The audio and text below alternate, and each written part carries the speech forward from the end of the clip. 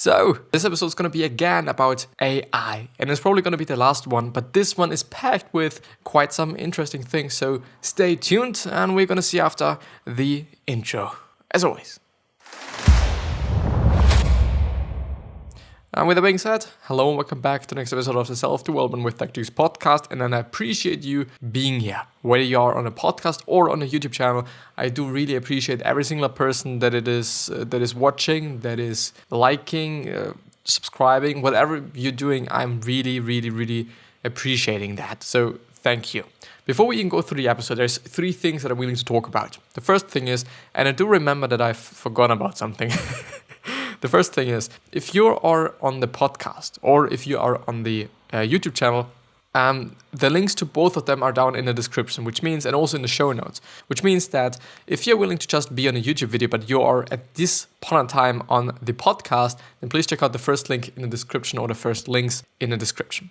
The second thing is the notes. You're then going to see in this episode that I've highlighted certain parts of the article that I'm going through, or that I also went through. And these highlights are going to be down in the PDF, which you can just for free download, which is basically like a summary of the whole 3 episodes that we have been just having. And I've also been including some other things, and I'm also going to include them in this PDF. It really is basically a summary of all these 3 episodes that we have gone through. This quote-unquote summary. It is actually some book notes. And the last thing is add music. If you're willing to have some music in the video as a background music, then just please check out the third link to just personalize the whole experience. I think it is a really great way to just make the episode, first of all, more personalized and maybe even better. I know some people may say, yeah, it is better. Some people say, yeah, it might not be that good when there is some music in the background. It depends, and therefore you can also choose, because, yeah, I do want you to just have a personalized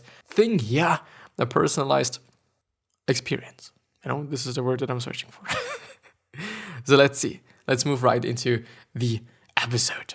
So I unfortunately do not know with what we've actually stopped yesterday, but I guess even though I've actually, which is something I've highlighted a certain part of this thing here, and it kind of went away. I don't know why, but it is the case, and I still know where I should be going ahead with the time or whatever right now. So it is a mistake to passively ask what will happen, as if it were somehow predestined. Instead, ask what should happen. What future do we want? If we don't know what we want, we are unlikely to get it. Do you want to maximize positive experiences and minimize suffering, or leave this to sort itself out?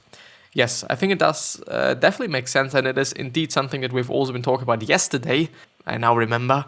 And the thing is, if you don't know where you're willing to be, every effort is not gonna just help you, because you don't know what goal you're having. You don't know which place you want to be at, If you're just willing to be at another place, but you don't know the place, then going around won't just make anything better. It would actually maybe make everything worse, because you don't know if you're just heading into the right direction to your goal. You don't know, because you're just going around because you don't have a goal, which is a really huge part and really huge point as well. And there's some sectors now which could be improved through AI. And I think it is actually something that's pretty interesting, because it just actually shows you how much it could be doing. Because I've also searched up some other articles some time ago about AI and what it could be doing better. And I didn't really found something that I have kind of been looking for. And in terms of I have been just, I don't know, there is some data and statistics and all those things. But this is really okay. This is how we could use AI in these sectors. For example, art sector, hedonistic sector, or maybe even gaming sector. So let's actually see what he says. So the author of this book, what we can actually do with AI in the future. Knowledge sector. Here, the AI provides optimized education, including immersive virtual reality experiences, enabling you to learn all you're capable of about any topics of your choice. Optimally, you can choose not to be told certain beautiful insights, but to be let close and then have the joy of rediscovering them for yourself. Which is something I think that is would actually be a pretty huge thing, because at least this is something that I've experienced as well and that I've seen as well. I mean, Discovering things on your own leaves a trail behind. You're gonna remember things way, way, way, way, way fucking better if you have just experienced them yourself. It really is the case. If I'm just recognizing something myself, and if I'm just figuring out something myself, I'm gonna remember that to just the end of my fucking life. At least sometimes it feels the way. I don't know if it is actually gonna be the case. I really doubt that though. But the thing is, if we just really figure out things on your own, it can improve like the learning curve so immensely. Like, it is insane, and would actually be something pretty amazing. And I think it is also a pretty interesting thing that the author is actually thinking about that, because I wouldn't, or I would not have been thinking about something like that. The art sector. Here, opportunities about to enjoy, create and share music, art, literature and other forms of creative expression. Yes, I'd say so, because, especially if we are just having a look at virtual reality, let's talk about music. Let's talk about just watching a YouTube video in terms of a music video, which is in fucking VR. This is amazing. It would actually be something that's pretty amazing, and actually gives you a lot of new opportunities and way to just show your, as they also say actually, to show your art. The hedonistic sector. Locals refer to it as the party sector, and it is second to none for those yearning or earning, I think it is yearning, for delectable cuisine, passion, intimacy, or just wild fun. Yes, definitely.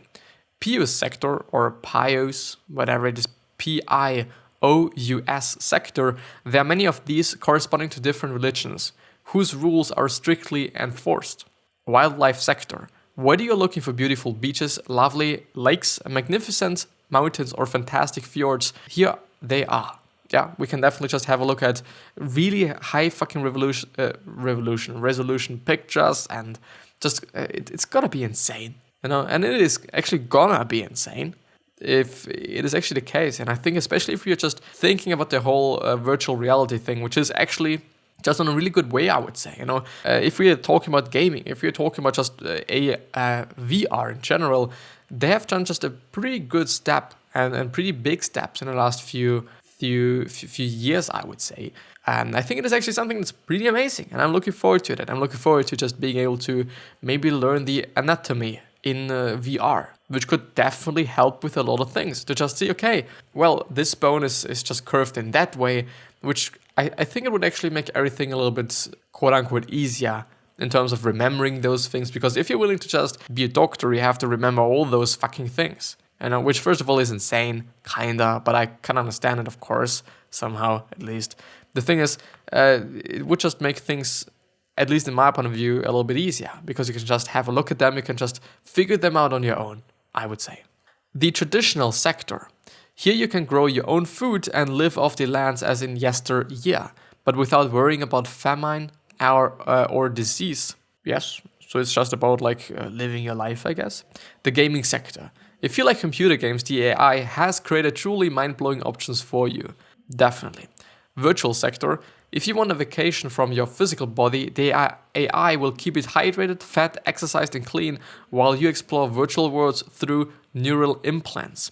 Which really reminds me on Sword Art Online, I guess. It is actually an anime, and it was recommended to me by somebody, I guess. And just having a particular person in mind. I'm not gonna just say anything, but I don't know. Maybe I've actually come up with it myself, it's basically the exact same thing. Like, you are in a virtual world, it is a game, and you're living in a world. I don't actually know if you're gonna die in real life, if you just die in the game. Not quite sure about that, but it is something amazing. It's something that's really interesting. The prison sector. If you break rules, and you'll end up here for retraining unless you get the instant death penalty. Which kind of suggests that the author is assuming that there is going to be the death penalty. But I'm not quite sure about that. Consciousness is by far the most remarkable trait. Yeah, it indeed is, if you think about it. It's how our universe gets meaning. Galaxies are beautiful only because we see and subjectively experience them. If in the distant future our cosmos has been settled by high-tech zombie AIs, then it doesn't matter how fancy their intergalactic architecture is. It won't be beautiful or meaningful because there is nobody and nothing to experience it. It is all just a huge and meaningless waste of space. It would actually be. And it is something really interesting if you're thinking about it. Because beauty is only something, first of all, I think it is a just common thing. I mean, beauty is something that we decided that there is something like beauty and what is beauty, especially if we're just talking about the ideal human being, how the ideal human being should look like, and all those things. Like we decide these things, or at least society decides those things. But the case is, it is something that only exists with us. Without us, I think there wouldn't be something like beauty, unless we're just able to just program AI to also see beauty in whatever it might be: art, music, other people, other robots, other machineries, which could actually be pretty weird, to be honest. But yeah, beauty is only just because of us, and also all the other beautiful things. Yes, obviously. We have dramatically underestimated life's future potential. We are not limited to century-long spans marred by disease. Life has the potential to flourish for billions of years throughout the cosmos, until the Earth breaks through or because of global warming, because of meteorites, whatever they're called, you know what I mean, and all those things. But I've actually also looked up some statistics, because I wanted to see what the lifespan is going to be, or the just life expectancy, I guess it's called. I'm not quite sure. Life expectancy. Yeah, I don't know if it is expectancy or if you're pronouncing it in a different way. But the case is, I was really interested in seeing what it is going to be in the future. And they say life expectancy is projected to increase in all 35 countries, with a probability of at least 65% for women and 85% for men. There is a 90% probability that life expectancy at birth among South Korean women in 2030 will be higher than 86.7 years, I would say. Yes, I'd say it's 86.7 years, the same as the highest worldwide life expectancy in 2012, and a 57% probability that it will be higher than 90 years, which is insane. And 2030, it is only 10 years, if you're thinking about it. And let's just talk about fucking technology, also about AI then. It is insane. It indeed is. 90 years of living, it is something that past generations could have been dreaming of. And it is, I think, going to be the case that you're going to be in a pretty good shape, especially if you're like 50 or 60 or 70, which has maybe not been the case for past generations. When you've been just 50 or 60, you've been fucking old, really old. But now it is something like, well, you are old, of course, but compared to those 90-year-olds, those 120-year-olds, it is going to be something different. I, by the way, wonder if there is going to be somebody that is going to be like 120. I guess when somebody is 120 and I'm just also able to see that, I hope that I am, in terms of like living with this person, kind of, not like with this person like in person, but being able to kind of see that phenomenon, I would say, kind of phenomenon, like it still is a person, I know, and never mind. So there's actually a lot of statistics and things and data, as you can see there, and I think there have been just talking about 35 countries. The future life expectancy in 35 industrialized countries, projections with a Bayesian model assembled. And there's like a lot of data. Like this article is really, really, really huge.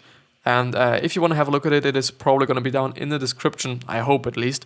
If it is not in the description, and if you're also not able to find the PDF, then please hit me up in the comments or via email or on social media, whatever.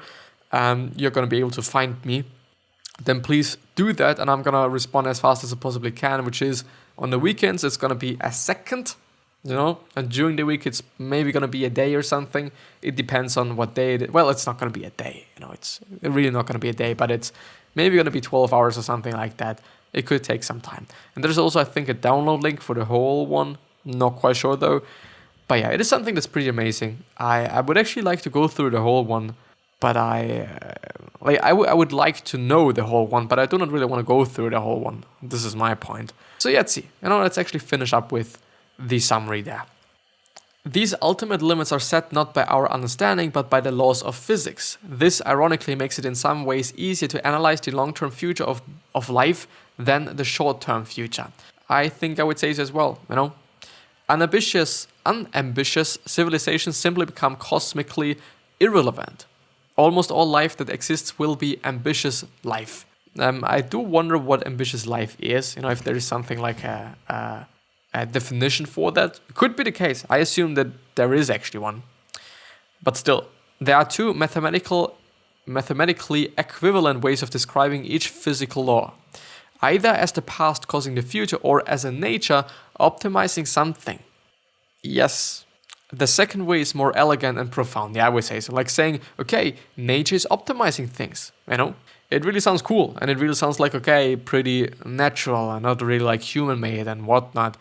But I think, we are adapting. We are adapting to the things. And I think also when we're talking about global warming, I do not necessarily think that it is like, if we're talking about, like, let's just talk about an extreme scenario. Currently we're having maybe 30, 35, 38 degrees Celsius in Austria in the summer, which is really, really, really hot.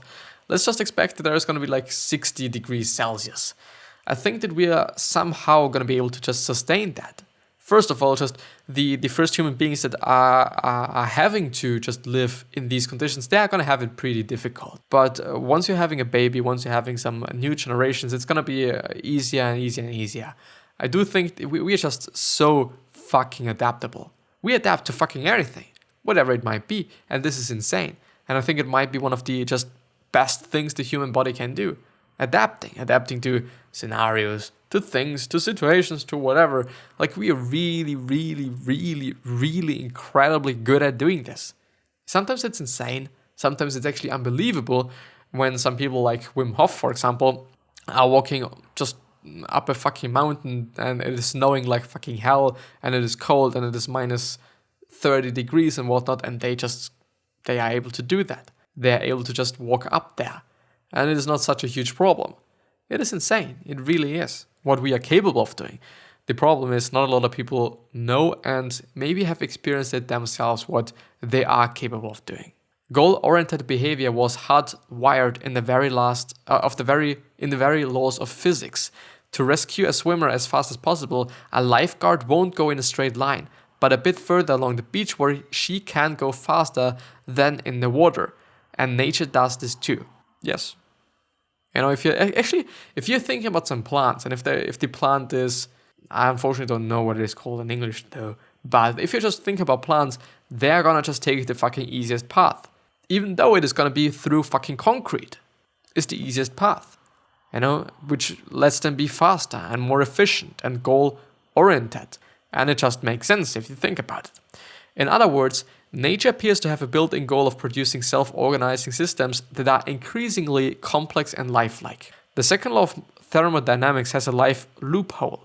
Although the total entropy must increase, it's allowed to decrease in some places as long as it increases even more elsewhere. So life maintains or increases its complexity by making its environment messier. Which is a point that I didn't really understand, but I know that there's going to be somebody that is now going to be like, well, fucking yeah, this is insanely good. But I don't know. If you've been observing Earth's atoms since your planet formed, you would have noticed 3 stages of goal-oriented behavior. The first one is all matter seen focus on dissipation, which is entropy increase. The second one is some of the matter came alive and instead focused on replication and sub-goals of that. And the third one is a rapidly growing fraction of matter was rearranged by living organisms to help accomplish their goals. The 3 sub-problems, I don't know. The first one is making AI learn our goals. These are now just the problems that we are seeing, at least I guess we're seeing. The second one is making AI adopt our goals. And the third one is making AI retain our goals. I hope we're going to be able to finish up with this one because it's something to go. In the stories where a genie grants 3 wishes, there are many variants for the first 2 wishes. But the third wish is almost always the same. Please undo the first 2 wishes because that's not what I really wanted. To figure out what people really want, you can't merely go by what they say. You also need a detailed model of the world, including the many shared preferences that we tend to leave unstated because we consider them obvious. Once we have such a world model, we can often figure out what people want, even if they don't tell us, simply by observing their goal-oriented behavior. Children of hypocrites learn more from what they see their parents do than from what they hear them saying. And I think it is often going to be the case. But let's talk about just the people analyzing thing. I guess it is actually something pretty cool. And I think trying it out and seeing if it is actually something that's applicable would actually be something that's pretty interesting. The ethical views of many thinkers can be distilled into 4 principles. The first one is utilitarianism. Positive conscious experience should be maximized and suffering should be minimized. Let's see. I do not want to give you a statement here. I just want to go through all of them at first, I guess. It's going to be the better decision, I assume. Diversity. A diverse set of positive experiences is better than many repetitions of the same experience, even if the latter has been identified as the most positive experience possible. Autonomy. Conscious entities, societies should have the freedom to pursue their own goals unless this conflicts with an overriding principle. And the last one is legacy. Compatibility with scenarios that most humans today would view as happy, incompatibility with scenarios that essentially all humans today would view as terrible. So I don't really know which one I should take. I don't know if I should actually take one. It is something that's pretty cool. I would say actually I'm somehow in between a bunch of them or all of them, maybe. Well, would we really want people from 1,500 years ago to have a lot of influence over how today's world is run? If not, why should we try to impose our ethics on future beings that may be dramatically smarter than us? And this is actually, I've consciously decided to underline every one of these or highlight any one of these or every one of these. But I think this is an incredibly important one because, yeah, if you just notice about yourself, for example, that you are having some traits and certain things that you don't really like about yourself, maybe you should parent your kid in a slightly or maybe completely different way than you have been parented. To just prevent your kid from having these things, quote unquote, these things as well, I would say. A fast forward replay of our 13.8 billion year cosmic history. The first one is matter seemingly intent on maximizing its dissipation. The second, primitive life seemingly trying to maximize its replication. The third one, humans pursuing not replication but goals related to pleasure, curiosity, compassion, and other feelings that they evolved to help them replicate. Which somehow actually makes sense, yeah. The fourth one is machines built to help humans pursue their human goals. And one of the last ones, scientists started taking Newton's theory of gravity seriously because they got more out of it than they put into it. Simple equations should accurately predict the outcome of every gravity experiment ever conducted. When people ask about the meaning of life as if it were the job of our cosmos to give meaning to our existence, they're getting it backward. It is not our universe giving meaning to conscious beings, but conscious beings giving meaning to our universe. Yes, it definitely is the case. Contrast sapiens, the ability to think intelligently, with science, the ability to subjectively experience qualia or qualia. Humans have built our identity on being Homo sapiens. I suggest that we rebrand ourselves as Homo sentiens, which comes from probably the first one, which is contrast sapiens, the ability to think intelligent. No, it's going to be the later one, I guess. Sentience, which is the ability to subjectively experience qualia. And qualia is, in case you don't know, because I don't know, a quality or property as perceived or experienced by a person, which could also be something like nothing. It is just only that, apparently. Science gathers knowledge faster than society gathers wisdom. Develop positive visions for the future, positive visions for the foundation of all collaborations. After all, why sacrifice something you have if you can't imagine the even greater gain that this will provide? This means that we should be imagining positive futures not only for ourselves, but also for society and for humanity. Do you want to own your technology, or do you want your technology to own you? Fundamental things, I know, but nevertheless, it is going to be the end of the episode. I really hope that I've been able to just give you some thoughts and give you some things. And I hope that I've been able to just change your mind in some way. I'd appreciate that, and I would really, really love to do that. Actually, really, really, really. But yeah, I wish you the best health, wealth, happiness, and also success, and I also hope that you're gonna remind yourself and you're gonna be remembered. It basically means your legacy, which basically means just being a nice person and being remembered as a nice person, you know? The 3 other questions that I'm having for you are: why are you here? What are you trying to change? And what is bothering you the most? So yeah, ask yourself these 3 questions. They are important and they can show you quite a lot of things. And with that being said, I'll see you the next time. I at least